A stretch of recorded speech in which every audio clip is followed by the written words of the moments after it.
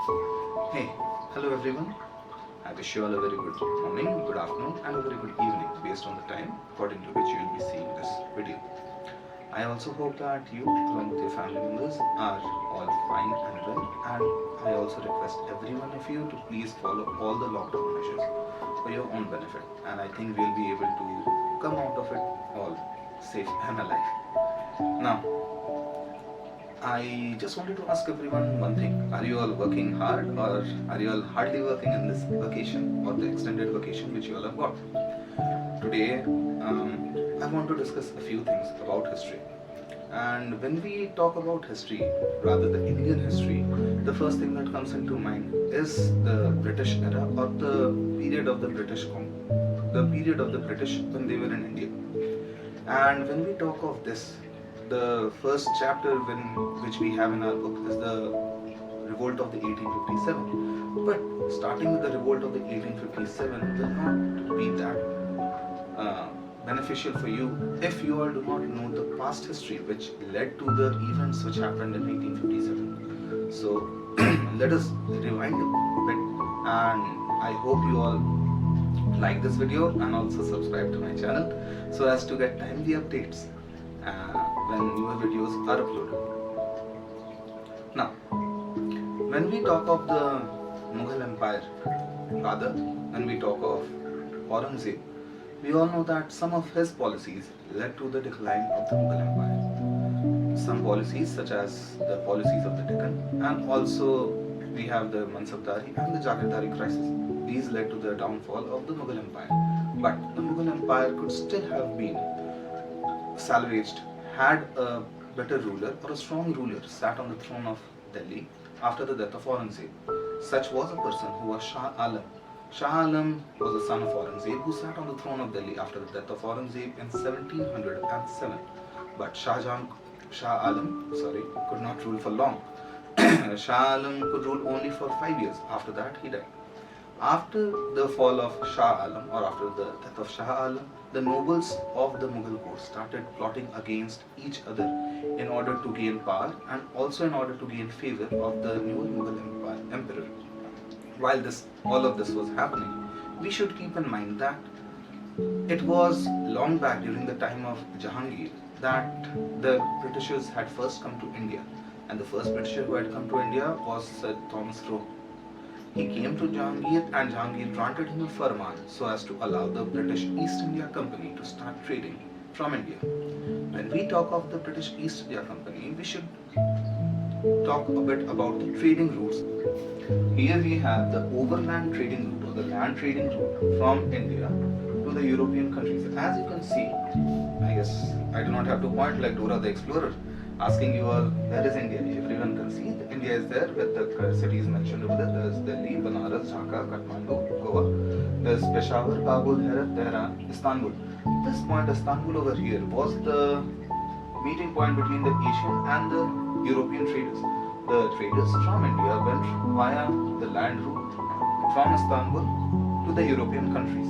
After the fall of Constantinople, which I guess or I hope you all remember or have read in the previous classes, after the fall of Constantinople, what was found was that the Muslim rulers or the Turkish rulers did not allow this overland trade to happen, and they charged exorbitant taxes so as to allow this trade to happen. Now this land route became unviable for the traders, and the traders had to find a different route.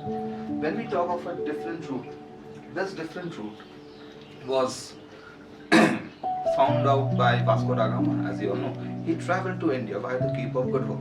This was the route which this is the route of Vasco da Gama.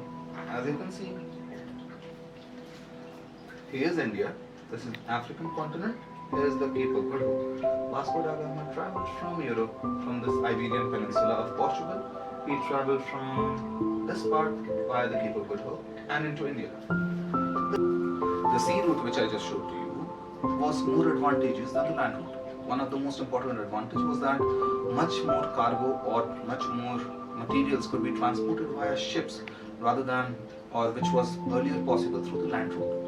Now, different European countries started making or started fixing up their own trading companies so as to come and trade with India. One such company was the British East India Company. The British East India Company came to India just as traders. They had not, or they did not have any intention so as to build an empire in India. The building of the empire was just accidental, and more than accidental, it was because of a result of the internal politics which was happening in India. Coming to the Indian part right now. After the death of Aurangzeb, we have Shah Alam, his son, sitting on the throne. After the death of Shah Alam, we have the nobles who started fighting with each other and started conspiring against each other so as to gain more power and prestige from the Mughal Emperor. As the central authority of the Mughal Empire started declining, a few regional governors during the times of the Mughal Empire, they started carving out their own territories. A few of them were Hyderabad, Bengal, and Awadh.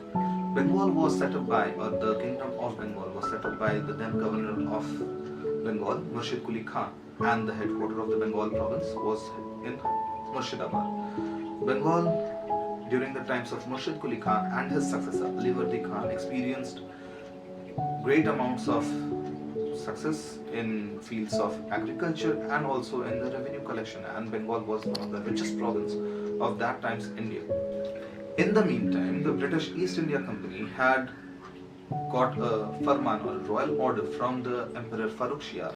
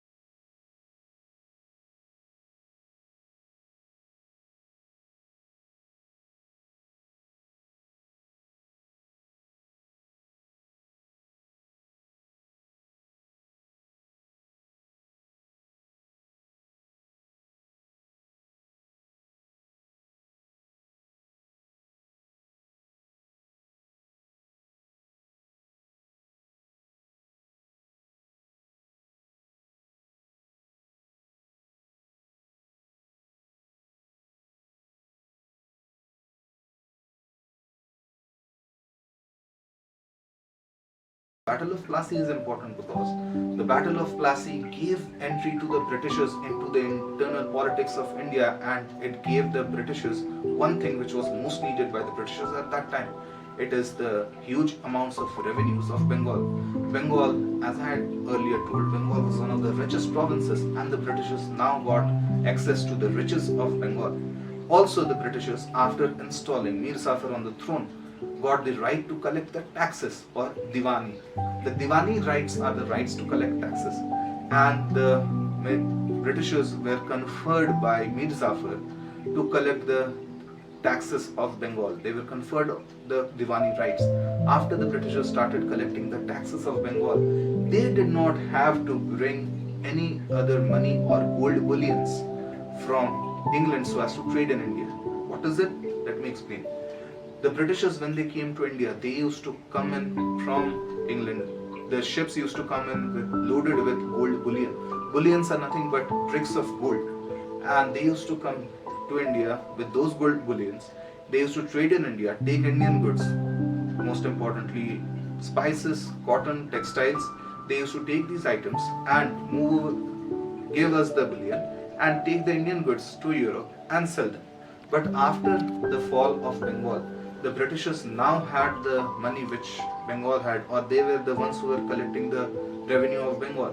So they need not bring in any more gold bullion from England, because the money which was required for the trade was now being provided by the revenues from Bengal. This is one of the most important fallout of the Battle of Plassey. But the Britishers did not, or were not still properly placed in Indian politics. What happened after that was, after the Battle of Plassey, Mir Zafar was on the throne. Mir Zafar started feeling that he was unable to rule as a proper ruler. So Mir Zafar started exerting his independence, after which the Britishers removed Mir Zafar from the throne and installed his son on the throne. His son, who was young, he, after a few years of being a puppet in the hands of the Britishers, did not want to rule as a puppet, so he started revolting against the Britishers. The Britishers again removed him from the throne and again replaced Mir Zafar, or put Mir Zafar back on the throne. This deposed, or Mir Zafar's son, now started moving towards the other parts of India in order to collect forces, or in order to win other Nawabs and other rulers to his side so as to fight against the Britishers. He went to Awadh, and he also went to the Mughal army, or the Mughal ruler who was still ruling in name in Delhi.